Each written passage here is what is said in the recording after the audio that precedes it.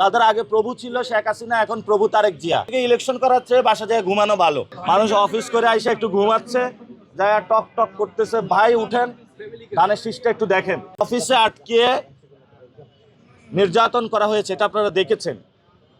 আমাদের অনেক কর্মীকে তারা অ্যাটাক করছে, মারছে, এগুলো আপনারা দেখতে পাচ্ছেন।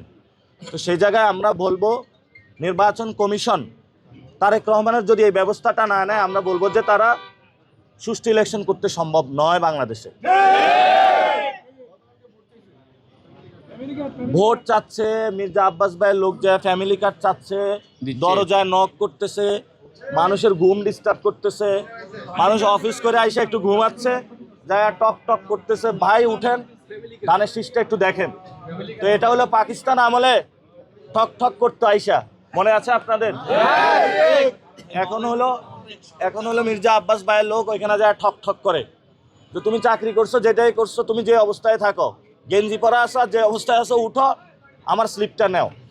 তো এই ধরনের কাজগুলো নির্বাচনী যে সুষ্ঠু পরিবেশ আছে সেটার ব্যত্যয় ঘটাবে। আমরা বলি যে আমরা একসাথে সবাই রাজনীতি করব, এখানে বাংলাদেশে একটা সুন্দর ইলেকশন উপহার দিব। আমরা প্রার্থীরা এই ধরনের ব্যবস্থা থেকে এসে সুন্দর ইলেকশন, সুন্দর নির্বাচন প্রক্রিয়া যাওয়া উচিত সকলের। আর মিডিয়া, প্রশাসন, মিডিয়ার মধ্যে কি কু হয়ে গিয়েছে নাকি অলরেডি বিএনপি থেকে?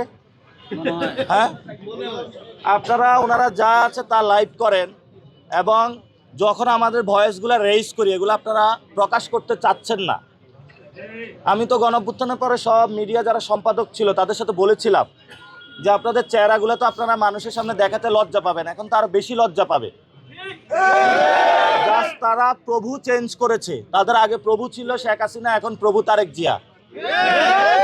তো প্রভু চেঞ্জ করার রাজনীতি, এই ধরনের বাংলাদেশের রাজনীতি করতে দেওয়া হবে না বাংলাদেশে।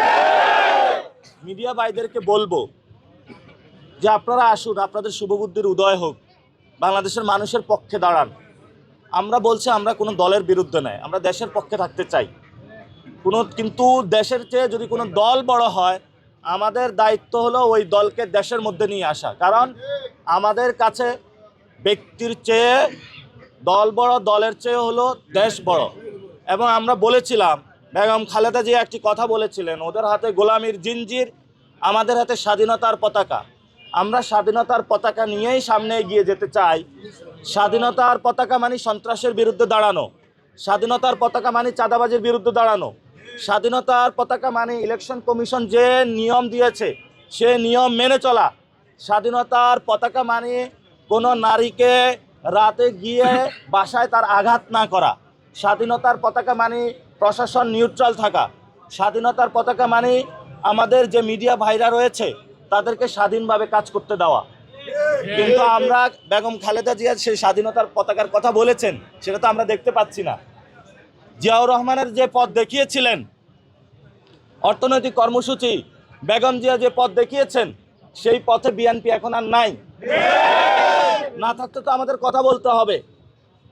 বহুদলীয় গণতন্ত্রের আপনারা নাম শুনেছেন, বহুদলীয় গণতন্ত্র ঐক্যবদ্ধ বাংলাদেশ জোটে আছে, এখানে সবাই মার্কাও আছে, সবাই দলের নামও আছে। আর ওই জোটে দেখেন মার্কাও হারায় গেছে, দলও খেয়ে ফেলছে, আবার এই স্বতন্ত্র প্রার্থীও দাঁড় করাইছে, আবার এই এলাকায় একটা পিডাও দিচ্ছে।